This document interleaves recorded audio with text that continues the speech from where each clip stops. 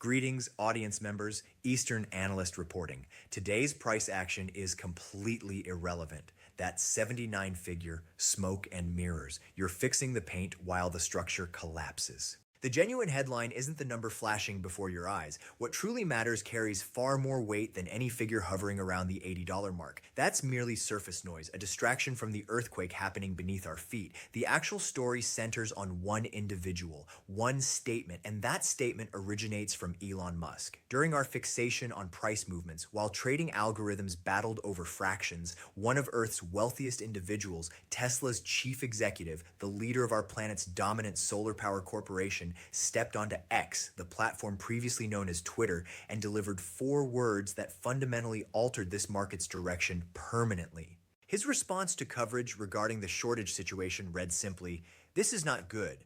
Silver is needed in many industrial processes." To someone unfamiliar with context, these appear casual, like mere commentary.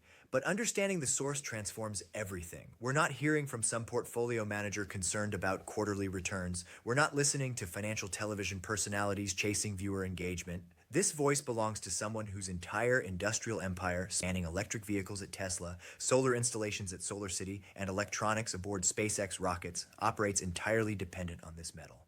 Consider the fundamental physics. Silver stands as the periodic table's champion conductor. No substitution exists. This isn't negotiable for advanced technology sectors. High-efficiency solar panels require silver paste without exception. EV battery management demands silver contacts universally. Physics refuses compromise. Therefore, when Musk declares this problematic, his concern transcends pricing. Cost doesn't matter whether the metal reaches $79 or $100. His wealth provides unlimited purchasing capacity. His genuine worry centers on availability itself. His statement translates directly, "Procurement worries me. Supply chain vulnerability concerns me. The paper trading system deceives while physical inventories vanish." This marks the narrative's transformation point. Throughout the previous 5 years, we've engaged in financial combat. Silver enthusiasts versus banking institutions, retail participants versus short sellers. A contest of paper leverage, forced liquidations, and coordinated buying pressure. We desired upward price movement. They pushed for declines. Pure gambling. Yet starting this morning, financial warfare concludes, industrial warfare commences. When the world's largest industrial silver consumer publicly recognizes shortage conditions, we shift from speculation into survival mode.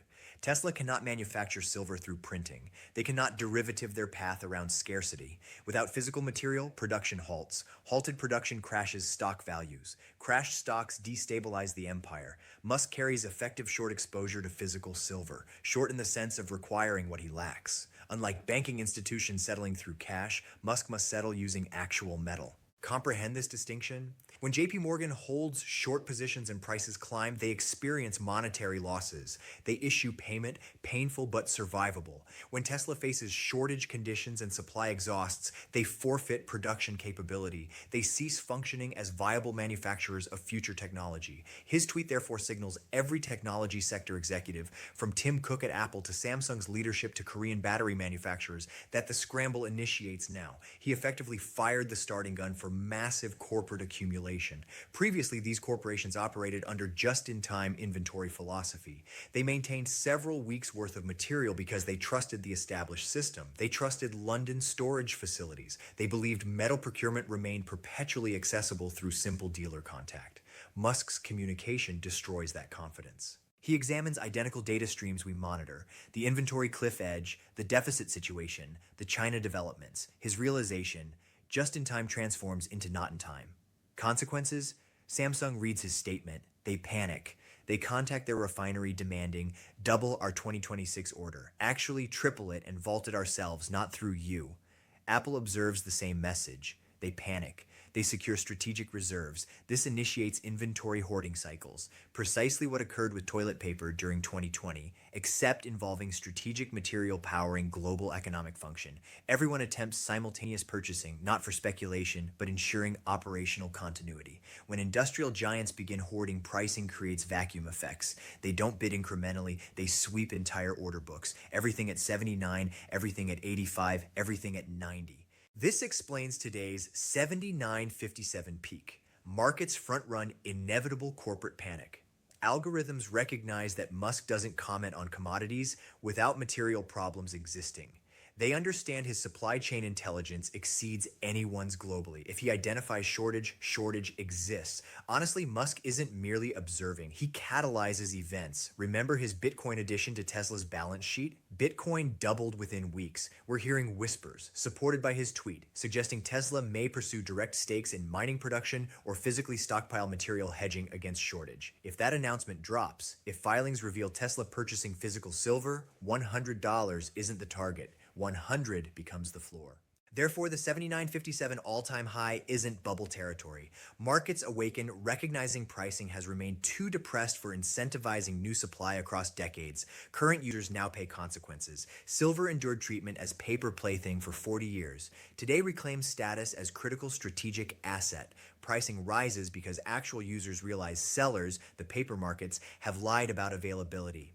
But here's the frightening element. Musk's alarm isn't just about general supply shortfalls. He isn't simply analyzing mining charts and calculating. He's focused on one specific calendar date, arriving in fewer than 4 days. He knows something mainstream coverage ignores. He knows that January 1st, 2026 activates history's single largest silver market disruption. He knows the world's largest refined silver producer prepares to lock gates. Musk's tweet responded to this specific news. He understands the China export licensing system isn't mere bureaucratic restructuring. It's blockade implementation. When you grasp what China intends, the specific thresholds, credit requirements, supply nationalization, you'll comprehend why Elon Musk worries. You'll understand why $79 silver represents opportunity, because Beijing's current actions constitute checkmate against Western industrial infrastructure. They're not just tightening markets, they're capturing them. This leads us into this new policy's details because the fine print absolutely terrifies anyone requiring silver outside China. This represents the specific nightmare keeping Elon Musk awake currently. Not vague feelings about depleting mines, a specific hard deadline striking global supply chains in exactly 4 days.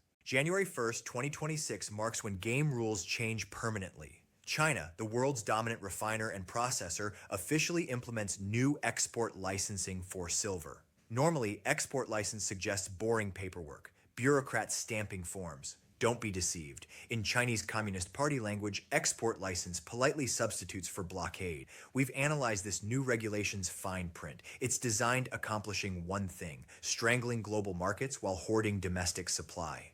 Requirements activating next week. Qualifying for silver export licenses out of China demands companies prove two things. First, annual production capacity minimally reaching 80 tons. Second, establish credit lines approximately 30 million US dollars. Why do these specific numbers matter? They're guillotines, designed severing small and mid-sized export market heads. Hundreds of smaller refineries, trading houses, independent brokers who previously supplied Western markets with silver become instantly disqualified. Too small, insufficient volume, inadequate credit lines. Overnight, they're banned from selling material to Apple, to Tesla, to Samsung.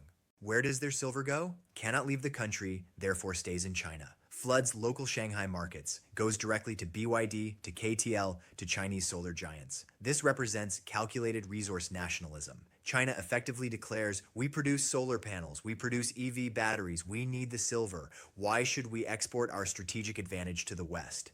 This exact playbook mirrors their rare earth metal strategy a decade ago. They tightened export quotas, crushed foreign competition, forced every major technology company relocating manufacturing to China for raw material access. Now repeating with silver. Timing isn't accidental. They're executing this right as global deficits hit critical mass, closing doors just as the building ignites. Elon Musk sees this. He knows China controls massive percentage of refined silver supply chain. Even when ore originates from Mexico or Peru, much flows through Chinese smelters and refiners. When that flow stops, global supply chain snaps. China controls roughly 60 to 70% of global refined silver processing capacity. When they restrict exports, global pricing becomes mythical. Two prices emerge: price inside China where metal exists, and price outside China where panic reigns. This explains why arbitrage we discuss is dead. Western traders used to claim, if silver is expensive in London, we'll simply buy from Shanghai and ship over. Not anymore. You can't ship over. You lack the license. You're not state-approved entities. Metal is trapped. This creates physical iron curtain. One side, China's industrial machine gets priority access. Other side, Western industry, Musk's industry, fights for scraps in markets that just lost their biggest supplier. This explains why the 79 price tag just begins. Markets attempt pricing a supply shock that hasn't officially started yet. January 1st is the start date. What happens in February when US electronics manufacturers attempt ordering their usual shipments from Chinese suppliers and receive force majeure notices? When they realize they can't acquire metal at any price because governments won't issue stamps, they'll turn to COMEX, they'll turn to London. But as we know, those vaults are already draining. Chinese export ban forces all Western demand into Western vaults, which accelerates the squeeze, concentrates panic into New York and London, transforms shortage into crisis. And you must ask yourself, why now? Why January 1st, 2026? Because China sees the numbers too. They observe the deficit. They see global demand hitting 1.24 billion ounces while supply stagnates at 1.01 billion. They see the 250 million ounce gap. They know that in deficit situations, whoever holds physical metal wins. They're securing their lifeboat before ship sinking. They're ensuring that regardless of price levels, their factories continue operating. This is what Elon Musk meant by "this is not good." He isn't worried about chart prices. He worries about Texas and Berlin factories stopping because they can't acquire necessary conductive paste. He's realizing the free market for silver disappeared, replaced by state-controlled market where access is privilege, not right. This leads us directly into fundamental reality that financial world ignored too long. For decades, Wall Street told us silver was just volatile rock. They told us it was a pet rock. They told us it didn't matter. But industrial data tells different story. Data tells us silver is modern economy's oxygen. And right now, oxygen supply is being cut off by the one country controlling the valve. We need examining industrial reality of this market because the structural deficit isn't theory. It's mathematical certainty about to collide with this export ban in the most violent manner possible. You must understand China's export ban is just the match. The dynamite pile has been building for 5 years. Even before they decided nationalizing their supply, global silver markets were mathematically broken. We need discussing structural deficit because this is the data point transforming Elon Musk's "this is not good" tweet into prophecy. For the last 5 consecutive years, the world has consumed more silver than it produced. This isn't temporary glitch, not supply chain bottleneck caused by ships stuck in Suez Canal. This is geological reality. In 2025 alone, global demand for silver surged to 1.24 billion ounces, but global mining supply, it flatlined at 1.01 billion ounces. Do the math. That's nearly 250 million ounce gap in single year. Where did that extra silver come from? It came from above ground stockpiles, came from vaults in London and New York, came from recycling. But you can only drain a bathtub for so long before hitting the porcelain. And right now we're scraping bottom. Now, usually when a commodity gets too expensive, markets find substitutes. If copper gets too expensive, builders switch to aluminum piping. If platinum gets too pricey, car makers switch to palladium for catalytic converters. Wall Street assumes the same thing will happen with silver. They think if silver hits 100, Tesla will just use copper. They're wrong. And this is where physics enters. Silver is not just shiny metal. It's the single most electrically conductive element in the known universe. Conducts electricity better than copper, conducts better than gold, possesses highest thermal conductivity and highest optical reflectivity of any metal. In the world of high-efficiency electronics, in the world of EV batteries, 5G towers, and advanced solar panels, you cannot compromise on conductivity. If Elon Musk switches contacts in Tesla battery from silver to copper, efficiency drops, range decreases, heat increases, car becomes worse. If solar panel manufacturer switches from silver paste to copper paste, panel generates less power. In the race for energy dominance, good enough isn't an option. You need the best, and the best is silver. This explains why industrial demand now constitutes 50 to 60% of entire silver market.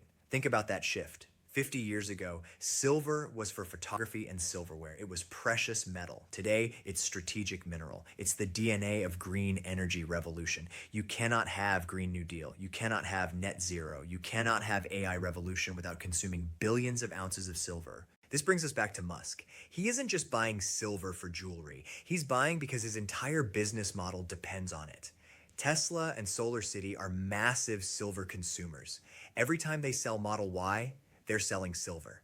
Every time they install solar roof, they're installing silver. Musk knows he's effectively world's largest naked short on physical silver. He's sold millions of cars and panels requiring silver in the future, but hasn't mined the metal yet. So when he sees China, the country refining vast majority of world silver, locking gates on January 1st, he realizes his supply chain is naked. He realizes the 250 million ounce deficit is about to become 400 million ounce deficit because Chinese supply is no longer available to the West. This transforms buyer psychology. For the last decade, industrial buyers were price sensitive. If silver went up, they bought less. Now they're price inelastic. If you need silver finishing a $50,000 electric car, you don't care if silver costs 25 or 100. Silver cost is tiny fraction of total vehicle cost, but without it, vehicle doesn't run.